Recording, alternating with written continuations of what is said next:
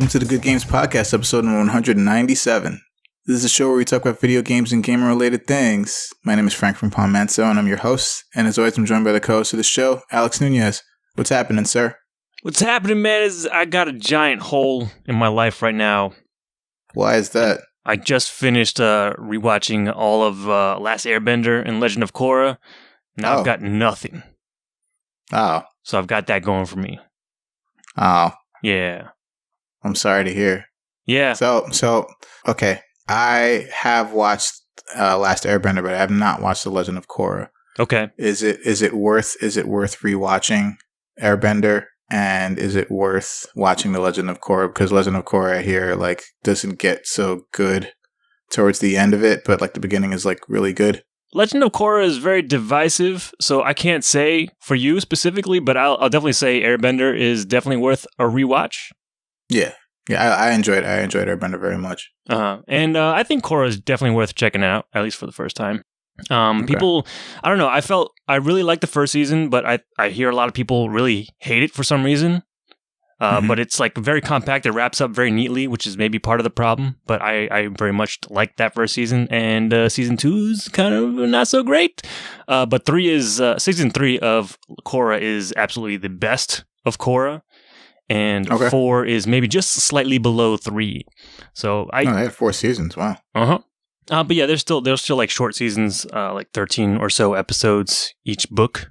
And they're, again, because it's a Nickelodeon cartoon, they're all half-hour episodes. So it's pretty compact. You can get through them pretty quickly. But yeah, I love that franchise a whole lot. And it was good to revisit it and see it with new eyes. And, I haven't seen it in a couple of years, so it was nice to go back to that world. Very cool. Mm-hmm. Very cool. Yeah, I definitely should. I definitely am due for a rewatch of The Last Airbender. Which actually they're releasing it on Blu-ray for the first time, I think, later this year. Yeah, so it might be worth waiting for that to come out. Okay, it's already on Hulu.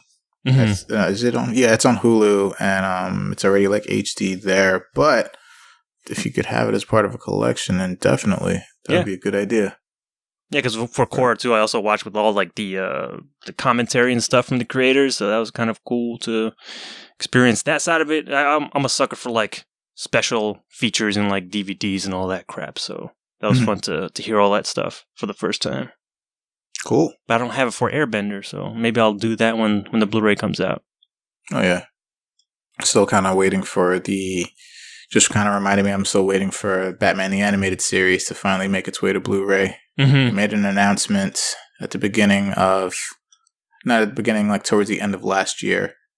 And they haven't said anything since. So. Oh, damn.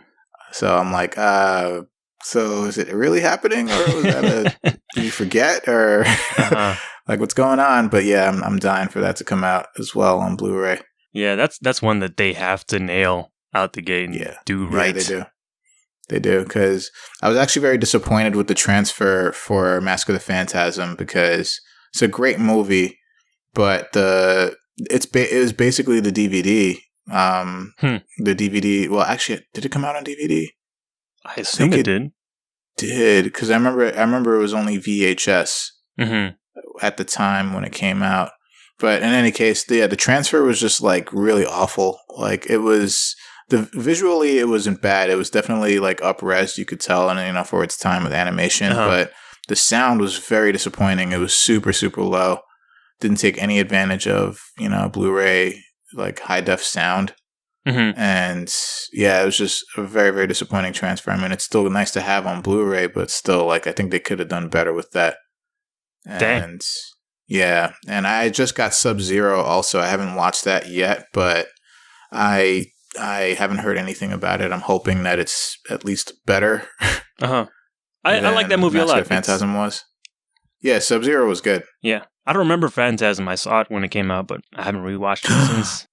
Oh my god. Yep. Phantasm is amazing. Phantasm is definitely, to me, better than Sub-Zero by far.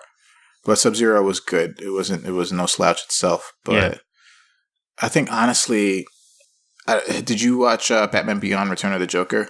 Hell yeah. I sure did. The only version, the uncut version?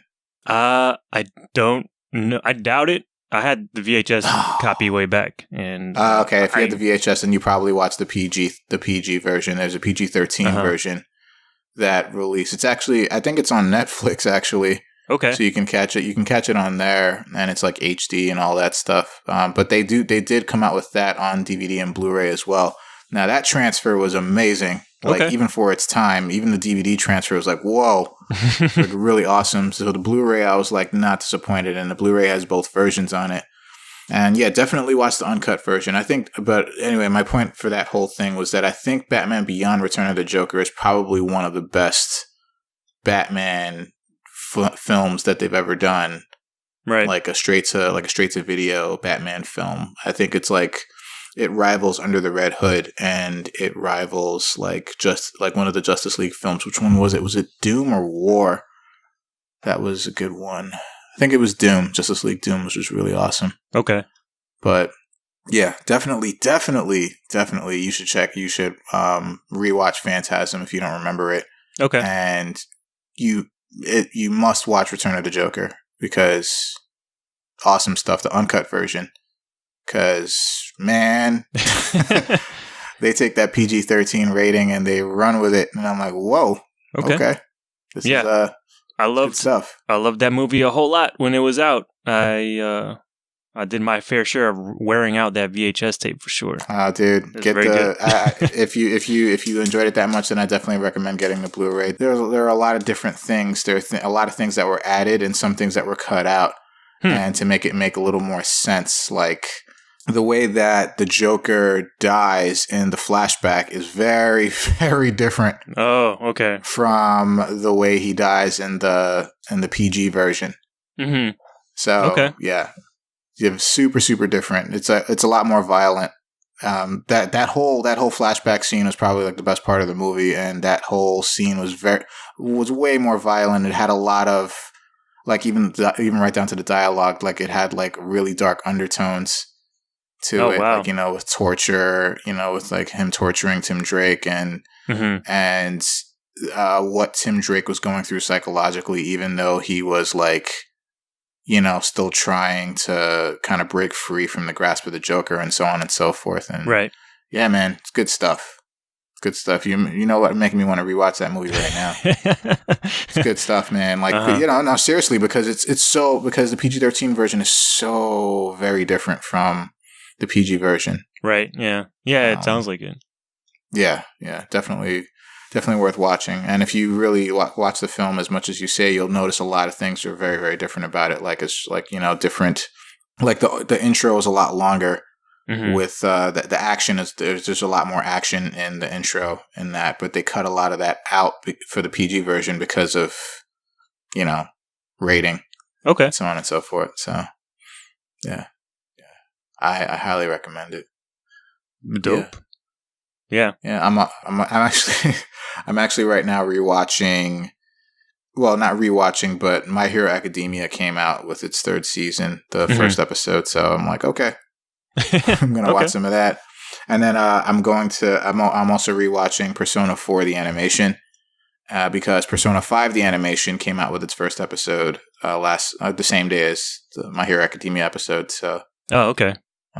Yeah, it's good stuff so far. All right. So I got stuff to watch too.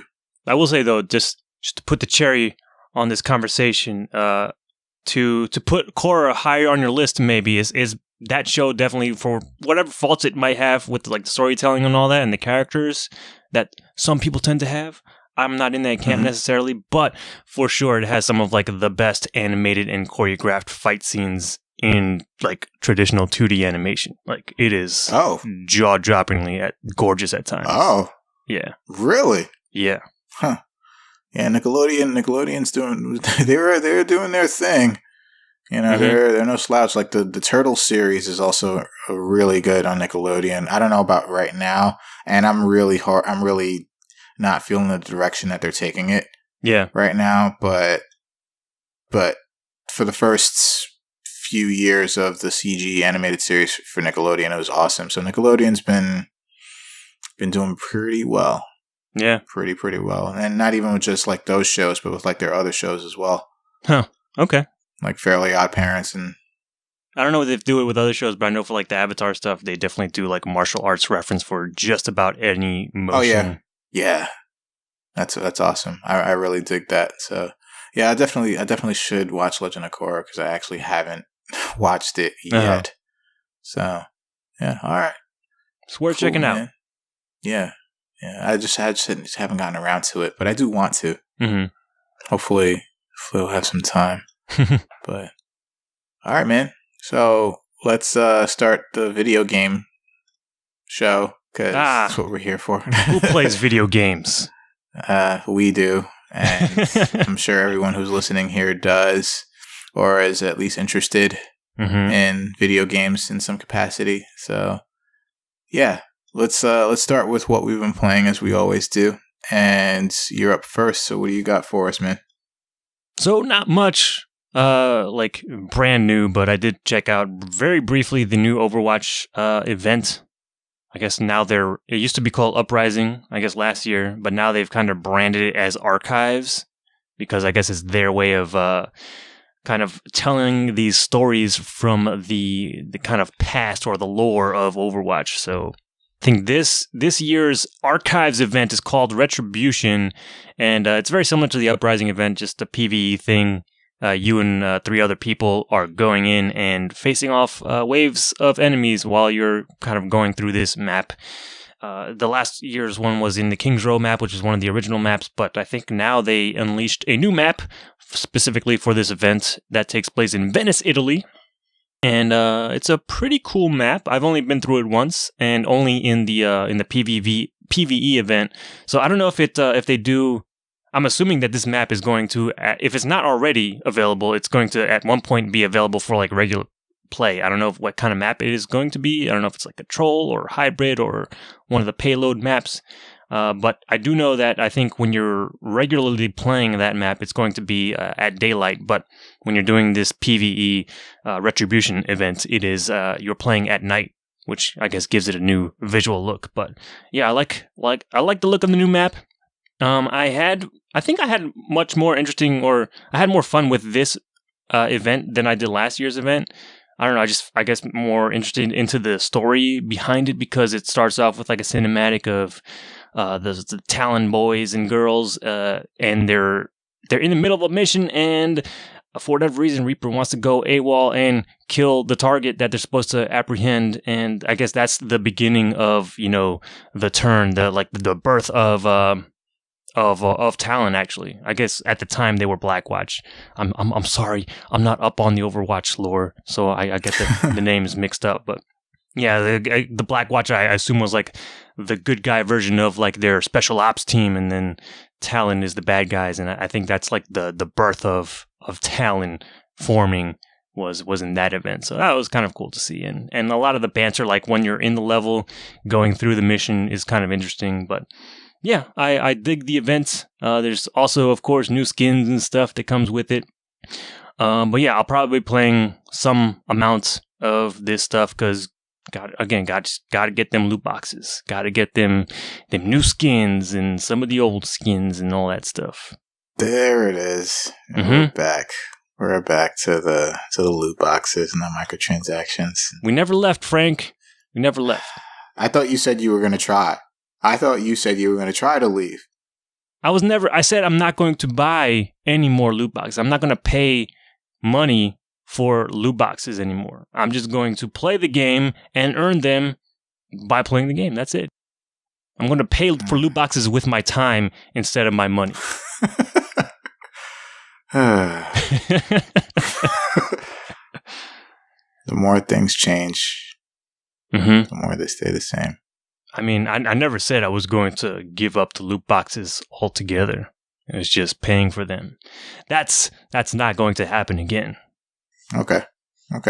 But yeah, that's. I saw my Xbox One here. By the way, it's still sitting right over there. Okay, interesting that you would say that just randomly, but good to know. Good to know. I'm just saying. Oh man. But other than that, I've also I went back and I finished Ratchet and Clank. the remake or reimagining of that original game for PlayStation 4. And I know I said in the beginning, man, that game felt super, almost brain dead easy in the first few levels. But yeah, it definitely gets harder, especially because I'm playing on hard. But yeah, some of the boss fights, they are pretty challenging, and it feels like some of the enemies are they just have amazing aim, and they can nail me from like every time I just poke my head out of like some piece of cover, they just fucking destroy me. I'm like, God damn! But eventually, I was able to persevere, and I got through the game, and I beat it. So I don't know. It's a fun game. It's just like, I don't know, the combat.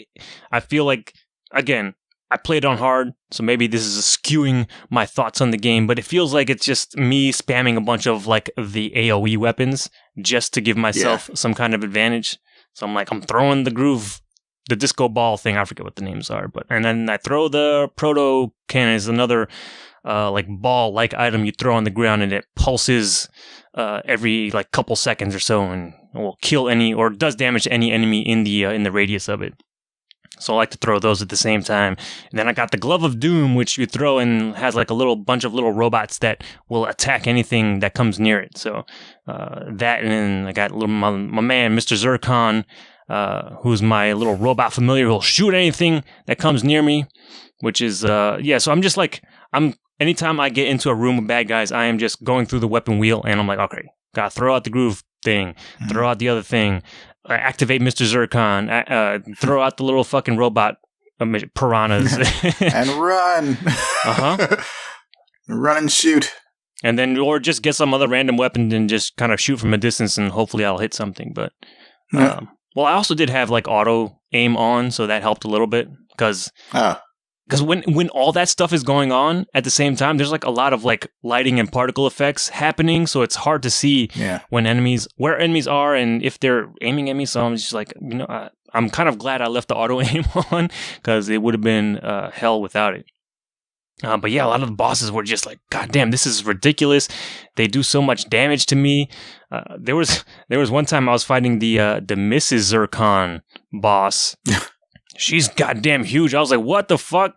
There's a Mrs. Zircon, and she's bad? Why do I gotta fight the Zircon family? But she's like in this it's one of those flying bosses, so you have access to your jetpack, and you can freely fly around and attack her. But there was one point where I was just really low on health, and I'm like, fuck, I gotta go get health. And there was like, I think some health packs scattered around the edge of the arena. So I was like, all right, I did some damage, and she's kind of dazed for now. Let me go run to the edge of this room and get the health. And I guess by the time I got there, I was literally like a foot away from the health pack. She had shaken herself out of her daze and sniped me from across the room, and that was it. I was dead, and I was like, God fucking damn it, you have to be kidding me. I'm trying to be like vertically serpentine. I'm like ducking and diving with it. I'm not going in a straight line necessarily, but still, she just, that hard mode aim on the AI is fucking insane. God damn. But yeah, that hard mode energy.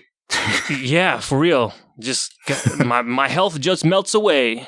Whatever, but I don't know. It was I still enjoyed my time. I didn't have too many like frustrating moments. Like each boss fight, I died at least like 3 or 4 times, but I guess that is to be expected, because that's what I signed up for. I'm almost kind of curious what it would be like on normal if I would have just blazed through it. But yeah, I don't know. I unlocked the challenge mode, because you do that by beating the game, and I don't know. I'm kind of tempted to do like the platinum trophy thing, because I haven't done that in a while. But I probably won't do it right away. But I did enjoy my time with that game. It's cool. It's fucking gorgeous. Goddamn, that game still holds up, even though it's only like 2 years old now at this point. But it is remarkable what they have done with the way that game looks, especially in cinematics and all that. But yeah, Ratchet & Clank is a cool game. And I'm glad I finally got to check out, I guess, any game in that franchise, because I've not touched it ever. Oh, cool. I'm glad you tried it out. I played it when it came out. Like PS2. Right. And I remember really enjoying it as well, but I don't remember it being memorable. Like I remember I think I played the first one and maybe the third one. Mm-hmm. But after that, I'm like, yeah, I get that too. Like a lot of the areas don't really stand out to me now, especially after playing the game, because you pretty much just blaze through them real quickly. There's just nothing you really stuck on or... And I was a lot like you too, where it was like after a while, you just find your favorite weapons and you just use the same 3 or 4 weapons, and then you just, tear shit apart. Yeah, pretty much. I was using the rocket launcher a lot, the Warmonger, because I use that a lot too. That's really good on like the helicopters that fly around and shit. It's like, all right, that's perfect. It was good for the last boss fight too, because there are like these armored like flying dudes around the health pack. So I'm like, fuck these guys. One shot with the Warmonger, blow them away. Yep, just destroys them. Because on hard mode, I need every advantage I can get. Yeah, agreed. Yeah, but yeah, that game is cool. I enjoyed it a lot, and it was great that it was a free game on PlayStation Plus. Yeah. But that's pretty much what I've been playing this week. What about you, buddy? What you been doing? Well, speaking of free games on PlayStation Plus, so I managed to tear myself away from Dragon Ball FighterZ for a few minutes. Holy shit! And just a few minutes. I'm like, hey, just a few minutes. But yeah, no. So I was just like, I saw a trailer for this game, and I didn't know that this game was a thing until it came to PlayStation Plus, and it's like, free on PlayStation Plus, and I'm like, I haven't taken advantage of that in quite a while, so let me take a look at what's there. And this game, 99 Vidas, was on there, and yes, that is Vita as in life. So 99 Lives was on there, and I'm like, oh, okay. And the reason why I was interested in this game is because it was a beat 'em up. Like, it's kind of like a callback, a throwback to like the beat 'em ups of old. But it has a very similar graphical style, and even right down to the battle system style of Scott Pilgrim versus the World. Okay. Of the PS3 fame. One of the first downloadable games, I think, and on PS3, and then it's like, so I was like, oh, okay, that kind of instantly draws the eye, and I liked Scott Pilgrim a lot, so I decided to give it a shot, and you know what? It's not bad. It's not bad at all, actually. I could kind of see that there's a bit of an addictive nature to it, because of the way the game is kind of like laid out. Like, so you start off with getting to control, I think, 5 characters, and each character has like an element assigned to them. And you have a fire person, a water person, earth, wind, and all that stuff. So kind of like at least kind of like stemming from the Avatar discussion we were having earlier, right? Right. So each character feels different with the way they move and fight. And the cool thing is about the game, it's like you can also like start adding stuff to them that exploits their elements. So you can start having like combo enders, for example, that you actually use your element, or you can strengthen their super attacks, which they already have built in, or you can strengthen their special attacks, which are like kind of like in Streets of Rage 2, like everyone had an attack. Everyone had like 2 versions of their A attack, which was like the A forward version, which took energy no matter what, and then there's the standing A version, which only took energy when you made contact with an enemy. And each character has a very similar special type, but it also uses their element. And so with that, I was like, okay, I can really see myself like kind of like trying to like build up each of these characters and like trying to see like who I like best. And then there's like hidden characters that you can also get. And I was really kind of like starting to get like sucked in to all of this. But then the game is not exactly easy. It's not like something that's like easy to just like, blow through. It seems like just like Scott Pilgrim, it's like almost meant to be played with more than one person. And they actually do have local and online multiplayer. Okay. So I did try playing online with I got to play online with one person, but the lag was horrible. So I was just like, all right, let me not. let me.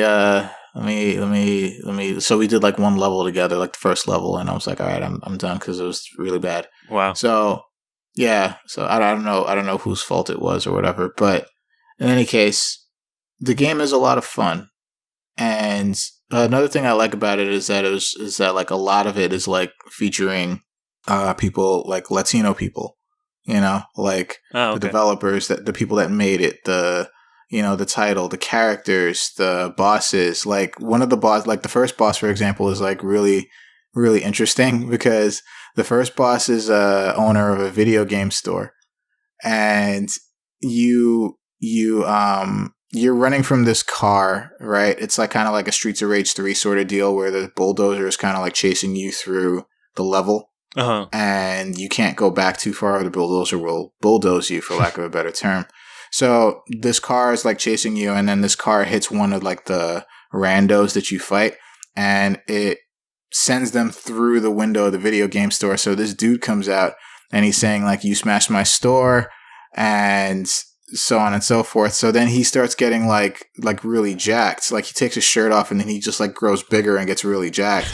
And the cool thing about him is that like he is like straight up like 8-bit. Like he looks different from like your characters. Like he looks like very much pixelated. Uh-huh. And a cool thing is that they mention right before the fight is like, you seem really out of shape for a video game store owner.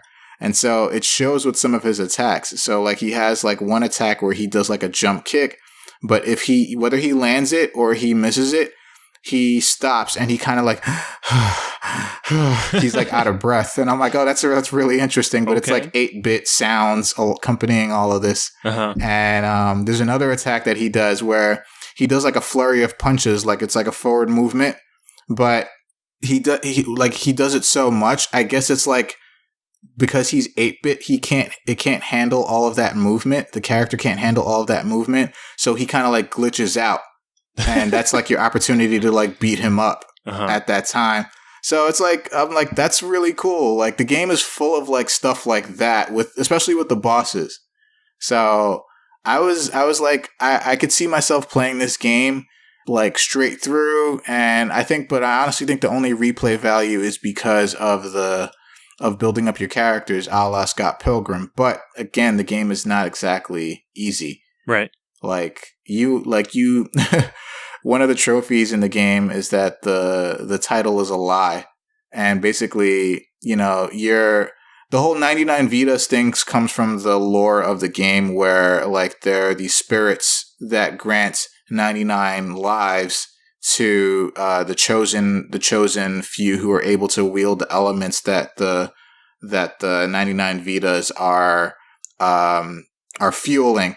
Uh-huh. So when you start the game, like your character's like, with the power of the 99 Vidas, like I will be triumphant. But then the game zooms in on the actual amount of lives you have, and it's like 5. Oh, shit. and then you get a trophy is like the title is a lie. And so you basically have to go through the game. And I guess at some point you're able to get that many lives, but there's also this counter. It's I don't know. There's a lot going on with it that I'm not exactly sure of yet, but it seems interesting. And I like where it's coming from. I like that it's like, it's a game that features only people of color at the forefront. And I'm like, this is great. I like it. I'm for it. So want to see what more there is to it. And definitely a lot of callbacks to old beat 'em ups. Like there's a little bit of like Turtles in Time, Streets of Rage, Final Fight, Double Dragon. Like there's a lot of like callbacks to like those beat 'em ups of old as well. So yeah. Like one of the bosses I fought reminds me a lot of Ash from Streets of Rage 3. But yeah, but you don't get to actually fight Ash in the American version of that game or play as him. But yeah, Ash in Streets of Rage 3, I'm like, yeah, very much so. But yeah, it's also a weird boss too. Whatever, I'm not gonna explain too much of it. But in any case, I would say for 99 Vidas that the game is pretty cool. And if you like beat 'em ups, I think this might be this might be something worth checking out. But that depends on how much of a fan you are. If you're not that much of a fan, if you just kind of like them casually, then maybe, you might not be that much interested in this game, but it's a lot of fun. Oh. It's a lot of fun, especially if you play with people. If you get a session with like other people, it's pretty fun. All right. So, sounds cool. Yeah. It's a pretty cool game. It's a pretty cool little game. And then I played another game, which is not Dragon Ball FighterZ. I know I played 2 games that are not Dragon Ball. Congratulations, man. What's wrong with me? Yeah. Feels good. Yeah, it feels good only, and then I'm like, shit, I gotta practice. I gotta train more. But then, so I picked up King of Fighters 97 Global Match. Okay. And the reason why I picked that game up is because that's the first King of Fighters game I ever played. And I felt like I owed it to myself to just re-experience the game like I did back in the day. And like when I played that game, I was like, this game is amazing. I loved it. I loved everything about it, but I was so thrown off by the the more motions than Street Fighter has ever had at the time.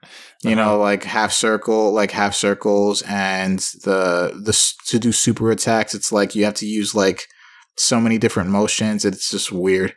And so I picked it up, and I remember I used to go to the arcade. I used to go to the arcade just to play through the story mode with like each team, so I could like just see their endings and see the story progression, because the game actually had a decent story leading up to that. That was the end of the Orochi saga, and after that, though, the storyline suffered so much, it didn't matter anymore. But in any case, I remember also in the arcade that you could actually unlock the secret characters that were in the game. Mm-hmm. So I'm like, that's pretty cool. So with this game, they already had them unlocked already. So I was like, awesome, I get to form all these teams, and I was just like in nostalgia city all over again. And I love that game. I think 97 is like my second favorite King of Fighters next to 98. Okay.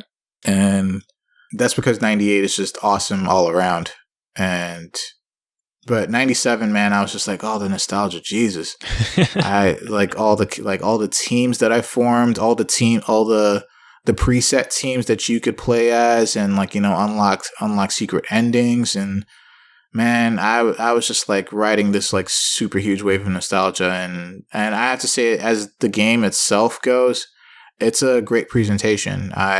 There's, you're you can go online with it. You can unlock like gallery stuff that you could with like the Saturn version or the PlayStation version from back in the day. And okay. Yeah, man, it's awesome. It's awesome stuff. The only gripe I have with this version, and I'm not sure why they keep doing this, but with all of these SNK games that are being released, like Mark of the Wolves is another example, that they don't have the arranged soundtracks. They only give you the option of the original soundtrack, so it's like an arcade. It's like the arcade version, and I'm like, I'm like, SNK had some fantastic musicians back then, and now while the OSTs were great, but the ASTs were so much better because they used like real instruments, to play the same songs. And it was just gotcha. That it was that much, the quality was just that much better. Mm-hmm. So I wish they had the arranged soundtracks for these SNK games, because they're just so much better. Mm-hmm. But yeah, SNK has some fantastic music back then, and that's my only gripe. I really wish they had that there. But as far as that though, man, they have everything and for that game, and that's my second favorite KOF, and I love that game. All right, but. Yeah, fans of and I know a lot of people like 97 as well. It was different. It was different for its time. But yeah, if people liked 97, then I definitely recommend getting this. It's not expensive. I think it's $15. Okay. Completely worth it in my opinion. But if you want to wait until the price drops, it'll probably drop to like $5 or something at some point this year. But yeah, I definitely recommend just getting it if you're a fan of KOF, of the old KOF. I think this might start spurring me to get 96, 95, 94. Just get them all. 98 I already have, but not on PS4. I have it on Steam. Okay. So. Yeah, I don't know how those other versions stack up though. Like I hear not so great things. Like it's just the arcade version with some like wrapper over it. Yeah, I can see that. I can see that with this one too. Mm-hmm. I'm not sure myself. I do need to do some research, but man, it's just to have KOF again, you know. But I really wish they like put some more effort into it, like they did like with the Saturn version of each game. Like the Saturn versions of like the KOF games were like top notch, especially because you had like the 4MB cart to, you know, up the RAM so the Saturn could handle all of that. But they also put a lot of extra shit in there, and I'm like, man, this is awesome. So I wish they put more effort into that. And the Saturn version had the arranged soundtracks as well. And yeah. I don't know if you know anything about this, but I heard for this game they were, I think, like testing out like rollback netcode for the online. Yeah. Yeah. I heard that too. Is that I'm like not sure beta how test it's working or like out. That's separate from the main game? Well, I do know you can go online with the game. I haven't gone online with it yet. Okay. But with this game, I'm not sure how that works actually. So it sounds like it's with the game, and they're just trying to see like what, like they're just throwing it at the wall and seeing if it sticks or not. But I don't know if they would test it. I wouldn't know if they would test it separately and then release the game and then, I don't know, patch it in later. Yeah, I wasn't sure if it was like a separate beta test, like you had to download a separate client specifically for rollback netcode.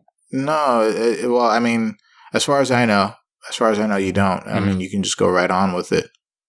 So right, yeah. It's just my question is like, is the version that's out right now it's without rollback netcode, and then the beta test is with the netcode, or unless they shipped the rollback code and are still fiddling with it in the final product. But I think that information is like on the Steam forums somewhere. Okay. Well, I'm not too aware of. So I mean, I'm hoping that they can actually get something out of it. Yeah. That'd be awesome. I totally go online with this game and play against peoples. Nice. But then there is Fightcade, you know. Yeah. Yeah. So it's like it's basically I'm like, oh, yeah, just Fightcade. You can just play there.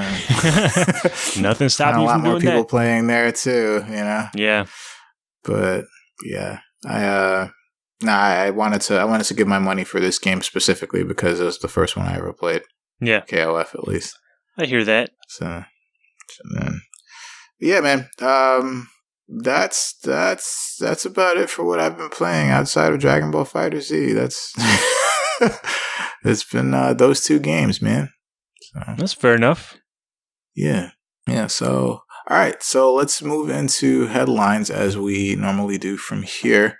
And before we do that, we are going to just urge you and push you to go visit InnerCityGeeks.com, where you can follow along with us as we're going to talk about some stuff.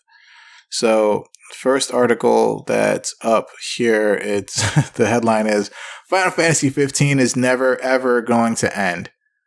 Oh boy. And so PAX East was this past weekend as we record, and they announced Square Enix while they're released an image of upcoming DLC, and it seems like that this DLC is that they're going to supply DLC for Final Fantasy 15 up through mid 2019.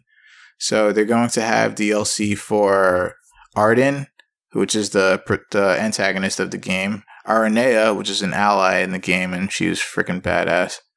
Luna Freya, which is episode 2, and episode 3, Noctis there's going to be another DLC with Noctis, and I'm assuming it's probably what happens. Well, I don't know. It's an old game. I can say, but there's a point in the game where it's like about, I think maybe 20 years. No, probably 30 years have gone by with between the characters, between like there's a definitive stopping point in the game where you don't see your characters for like 20 or 30 years or something like that. Wow. And then you see them again as older men. And yeah. So so it's like, I'm assuming it's what happens in that time, because Noctis is like put to sleep basically, and he sleeps for that long, and he wakes up an older man, not old, but an older man. Mm-hmm. And yeah. So Final Fantasy 15 looks like, I don't know, it looks like Square is not planning any other Final Fantasy games. They're just gonna keep DLCing 14 and 15, it seems, for the foreseeable future, as far as this goes. So, yeah. I mean, hey, it took them nearly 10 years to put this game out. Might as well milk everything you can from it. They might as well. I don't know. I don't know. Do you? I don't know. I know you never played Final Fantasy 15 and probably have no interest in playing it, but does this spur any kind of interest at all in this game? No, not really. Okay. Although in the article they do joke about an episode Cup Noodles on the way, and I might be interested in that as a standalone thing. I don't know. Of course. Of course. What about you, man? You gonna delve back in? I don't think so, man. No. Well, I was kind of interested in, because I know Final Fantasy 15 came out for Steam for Windows finally. And people are saying, like, it's so good, and it has, like, all the DLC and stuff. And I'm like, well, I'm like, it has been a while since I played Final Fantasy 15, but then I remembered I actually played Final Fantasy 15, and I'm like, nah, I'm good. I'm completely fine. I can go the rest of my life without playing that game ever again. But 60 frames a second. All the pixels. That's literally the only thing that was like, well, maybe. But then I remembered I played the game, and I'm like, well, no, like, no, thanks. I'm all right. I'll be fine. I'll be fine. But then, yeah, like seeing like those graphics and the 60 frames. Ooh, that sounds sexy. It's hard to resist. It is, but still. Resist you will. And I'm like, well, I haven't played DLC, and they say they explain a lot of stuff, but I'm just making excuses in my mind, and I'm like, I'm not gonna do this, no way. So, oh well. So yeah. So the next up is Dragon Quest 11 is releasing in September of this year, and apparently the developers of Dragon Quest, also Square, which they want to have they want Dragon Quest 11 to have Monster Hunter World's level of success in the West. And if you've seen anything on Dragon Quest 11, it kind of looks like Dragon Quest 10 and 9 and 8 and, and all of the others, and especially because of the art style of the game. It's Akira Toriyama's art style, and it doesn't really change from game to game. But at the same time, Square has really high hopes for this game. They really want this game to be they really feel that this game is going to be the game that has the best opportunity to attract the Western audience to it and make them recognize the series for what it is. And I mean, I don't know. I've played a little bit of Dragon Quest 8 when it came out on PS2, because that was I think that was right before or right after they started doing the Final Fantasy 7 sequels, right? Or of like Sturge of Cerberus and blah blah blah blah blah. Yep. So it was all right, but it seemed very by the numbers. It seemed like, like it's an RPG. Nah, that's it. It wasn't anything special to it for me, but I didn't play a whole lot of it. I think I put like 3 hours into it. And, from what I'm hearing, that the series hasn't really evolved very much since then. But I don't know. I mean, hopefully this will be something that will fulfill their wishes to attract more of a Western audience, but I don't know. I mean, I guess we'll have to wait and see if that's what it is. But I'm not sure if it's going to achieve Monster Hunter levels of success. Yeah, that seems a little, I think, out of touch. Far-fetched. Yeah. Yeah. Because, like, Monster Hunter, it felt like it was the right place, right timing sort of thing. Because, people have gotten used to stuff like the Dark Souls games. And Dark Souls gets a lot of its DNA from the Monster Hunter games. And now that the Western audience has a taste for that sort of gameplay, and then Monster Hunter making its way to the major platforms and stuff, and now people are used to that sort of thing. It culminated in like a perfect storm for Monster Hunter, but I don't know if that's going to be the case for Dragon Quest. But it is the first time that like any of these games are coming to PC, which is new. Yeah, and that's more of an audience that it can reach. Yeah, so I don't know. I've never played Dragon Quest games. I think like you, I played a little bit of 8, but I think I just played the demo. And it was like super hard, so I bounced right off of it. I was like, "God damn, I'm being destroyed by slimes. This doesn't seem right. I must be doing something." Yeah, but yeah, I don't know. Games of old. It seems, I don't know. There's a video attached to this article that we have linked, but it very much feels like it's a product of like that old 16-bit era of like JRPG. But just in, now it's like a 3D open world style graphics and everything. And the graphic style looks amazing in this game. But like other than that, it just very much feels like it's one of those games which can be good for some people and bad for others. So if you like that style of gameplay, this has like a nice coat of paint on it for you. But I don't know. I'm curious to see more. Like I'm very much willing. Like I've kind of been Dragon Quest curious for a while, so I wouldn't mind dipping my toes as long as the end product ends up pretty good. So I'll kind of wait to see how people talk about the game in reviews and other things and other impressions. But I don't know. I'm curious for sure. Okay. Cool. I will say though, it is weird because I was looking at the video and the characters have like this sort of cel shaded anime look because it is the Toriyama style, but it's weird seeing them like being animated by like mocap actors and stuff. So they have like this very realistic motion, but they're anime characters. Like what? That was a little off putting, but not so much that like I'm gonna not play the game. I think that's been the style for a little while. Not necessarily like, as technical like with mocap, but with anime faces plastered on there. But I think that's like been the style for a little bit with the cel shading and, trying to animate the characters a little more realistically than other RPGs that have come before and after it. Yeah. So, but... well, we'll have to wait and see. Hopefully it'll be what they want it to be. Yeah. So, all right. So the next thing that we're moving on to. So, Spyro the Dragon. Wow, Spyro. Jeez. I'm just thinking of Spyro, and I immediately think of like what was it called? Skylanders. Was it like Skylanders? Yeah. I keep thinking of Spyro Skylanders, and I keep thinking I'm like, gotta buy them all. Gotta buy them all. But yeah, so Spyro the Dragon, the remaster trilogy is going to be coming to the PS4 and Xbox One. And it's coming out this September. So it's called the Spyro Reignited Trilogy. And the collection will include the first 3 games in the series, Spyro the Dragon, Spyro 2, Ripto's Rage, and Spyro Year of the Dragon. And it's going to be in remastered form.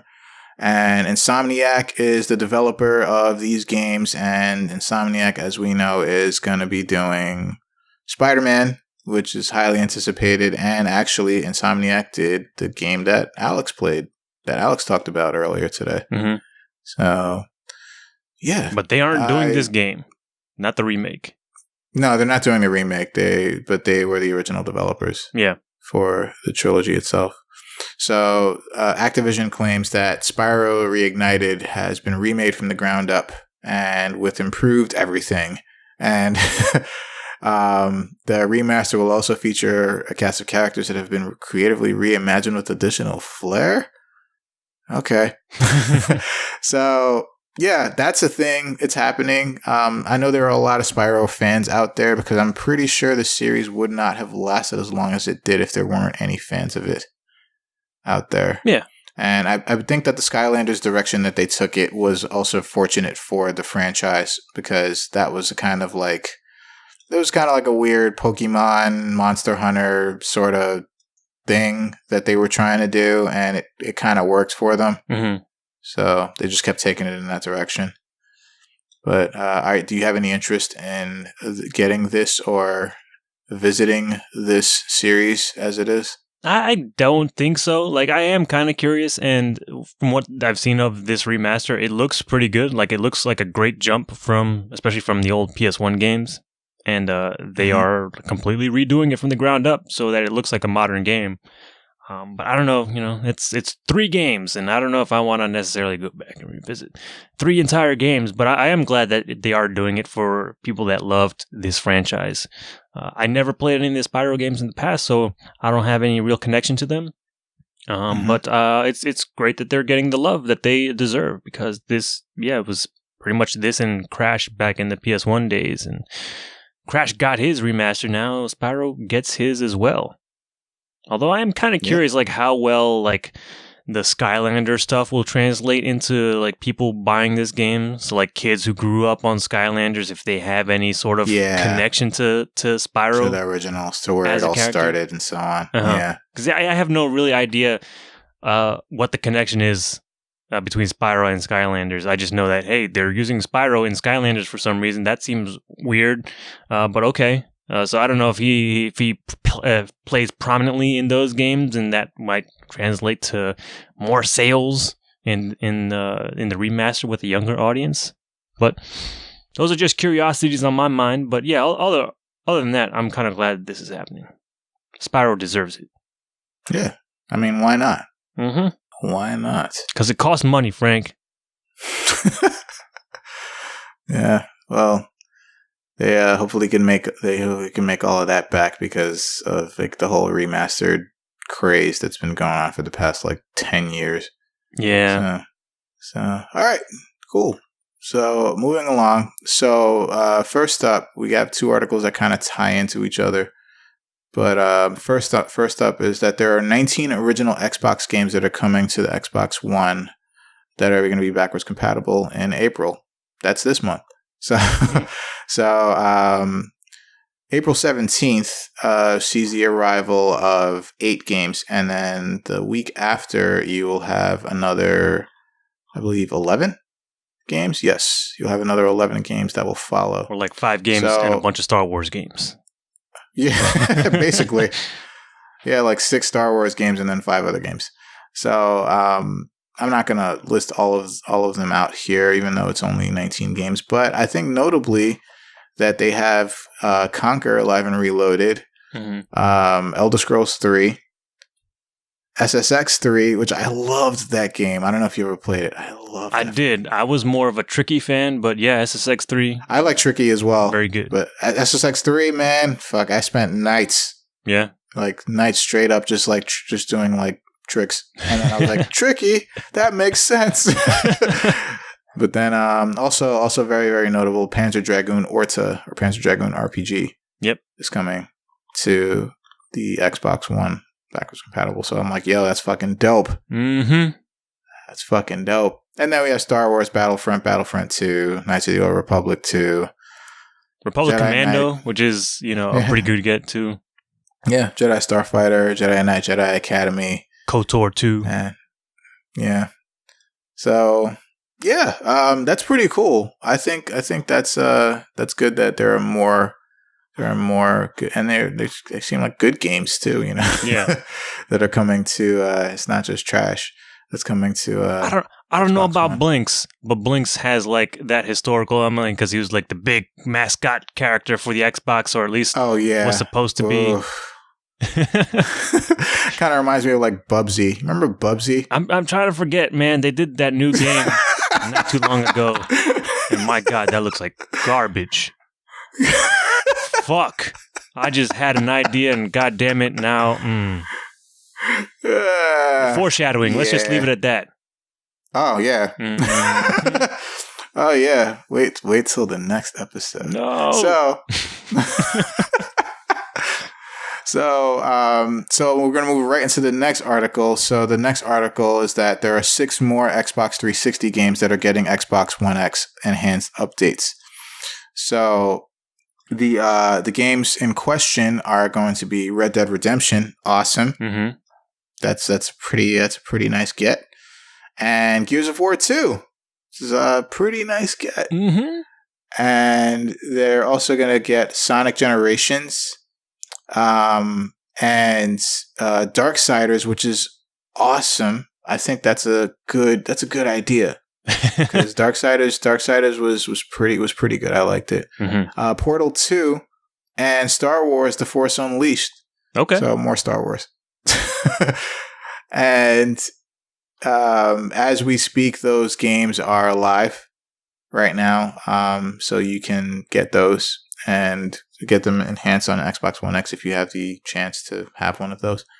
And yeah, that's pretty cool.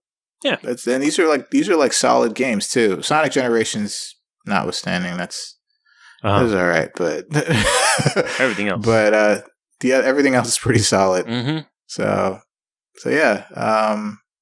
That's a grand total of like what? 36 games that are either backwards compatible and or enhanced. Yep. For the current gen. Yeah. So it's not bad. It's a lot of stuff. Yeah. I might dust off the old Xbox One and see what I could take advantage of here. Oh boy.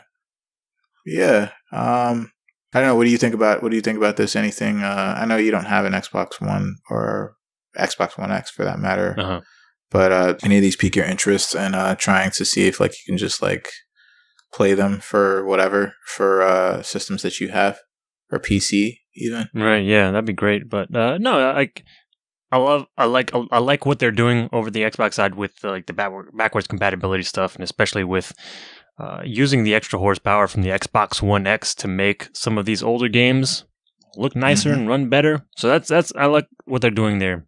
Too bad I don't have an Xbox Red Dead One. Redemption should be good. Yeah. Like it's like the enhanced stuff. Like I know Red Dead has been available on backwards compatible list for a while, but now I'm curious to see what the enhancements are like that they made to that game. Because man, that game is so good. Fuck. Yeah, game is so good. Yes, too good. Probably one of the best games of its generation. Yeah, it probably is the game of that generation. Yeah, good God. But yeah. If you haven't played it, what are you doing? For real? Yeah, for real. Yeah. But yeah, like I love what they're doing. I wish, PlayStation had some backwards compatibility stuff instead of like selling you everything over and over again. But that's the way the cookie crumbles, as they say. But yeah. I'm happy that they're continuing this little progress or this little project of theirs. Yeah. But all right. So that's actually going to about do it for this week for headlines. And we are going to go ahead and talk about new and upcoming releases of things that we can expect for this week. So Alex is going to take us through that. So please go ahead. All right. So for this week, the week of April 10th, first up we have Extinction, which is out now for PlayStation 4, Xbox One, and PC. This is a game I've been curious about for a while. It's the new Iron Galaxy game. Oh. It looks like it's like a take on Attack on Titan, because you have like these big, huge monsters that come around, and you're like the only person that can fight them, and you gotta slice their heads off and shit. So it's like, from what I've seen, it seems like a cross between Devil May Cry and Shadow of the Colossus, which is interesting, kind of crazy. But I've also haven't heard a lot of this game up until now, which kind of worries me. So. Oh, yeah. Yeah. That's usually bad news if they don't if they release the embargo right like the day of release. Mm-hmm. Yeah. But other than that, we also have this week Masters of Anima for PlayStation 4, Xbox One, Switch, and PC. Owlboy is finally making its way to console for PlayStation 4 and Xbox One. Hellblade: Senua's Sacrifice is now available for the Xbox One. That game is great. Listen to my impressions from like forever ago if you're curious. Yes, it is. It's great. Also, we have DLC for Call of Duty World War II. It's called The War Machine, And unfortunately, it's only available for PlayStation 4 at the moment. Whenever the exclusivity deal runs out, then it will go out to the other platforms. But for now, it's only available on PS4. Other games we have this week are Project Nimbus Code Mirai for PlayStation 4. We've got an early access title from the makers of Lawbreakers called Radical Heights. It is, again, early access, but only for PC. It is free to play, also in early access. So, I don't know, it seems like it's their take on a Fortnite Battle Royale game. It's got some zany looks and a lot of 80s references and stuff, but it's, I don't know, has that Fortnite cartoony look to it. So, I don't know. It's free, so you can check it out on PC if you're curious, but I don't know. Everybody's playing Fortnite, so it feels like this is the first of many other Battle Royale style games. Yeah, I tried not to say clones. I was being polite, but yeah, they're fucking clones. Come on, that's the way the market works, man. Yep. Unfortunately, that is everything. Yeah. Other games out this week. Rick and Morty Virtual Reality is making its way to PlayStation VR. I know that's been available on either Oculus and or Vive. I forget which, but yeah, that's been around. Now it's on PlayStation, which is cool. Robocraft Infinity is out for Xbox One. Starlit Adventures for PlayStation 4. Super Amaze Balls is out for PlayStation VR. Super Daryl Deluxe for PlayStation 4, Switch, and PC. Time Carnage is also out now for PlayStation VR. Bomb Slinger is out for Xbox One, Switch, and PC. Deep Ones for PlayStation 4, Xbox One, and Vita. League of Evil for PS4 and Vita. Operation Warcade for PSVR. Ys Origin is now out for Xbox One. Break Forcist Battle for Switch. As Divine Hearts for Switch. Burly Men at Sea is now out for Switch. Don't Starve Nintendo Switch Edition for the Nintendo Switch. Big surprise. For the PS4. I really hate that's the thing. God damn it. Yeah. I think this is like the same like Smash Brothers for Wii U. Yeah, why? I'm like, why? At least try. We know it's for the Wii U. Uh-huh. Jesus. Anyway, we've also got this week Dusty Raging Fist for PlayStation 4. Regalia of Men and Monarchs Royal Edition for PlayStation 4 and Xbox One. Rogue Aces for PS4, Switch, and Vita. Spy Party, feels like I've been hearing this game for like the past 10 years, is going into early access for the PC. God damn, this...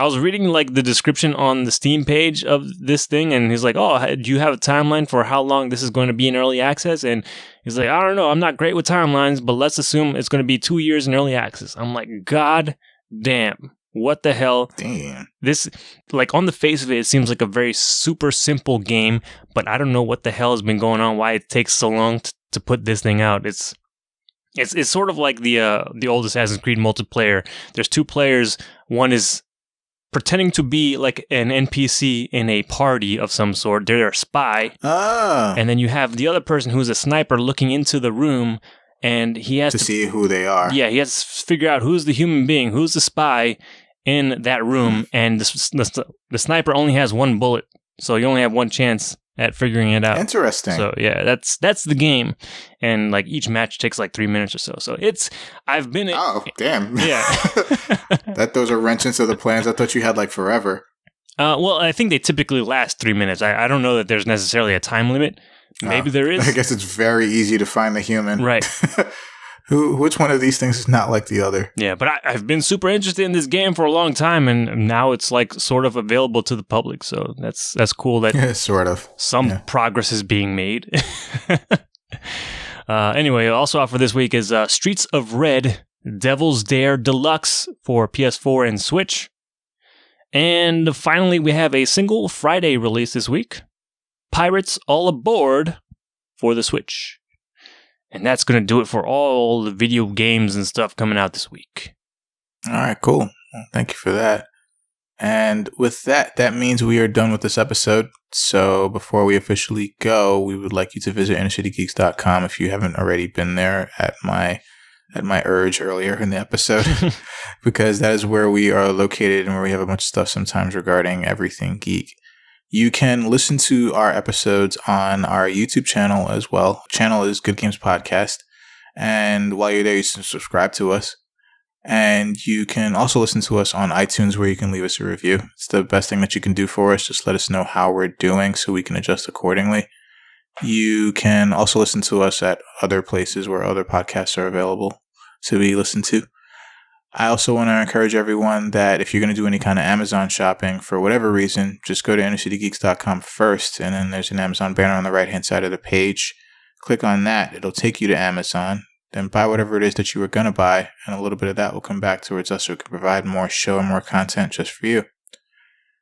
You can reach us on all the social media outlets, mainly Facebook, Twitter, Instagram, at InnerCityGeeks.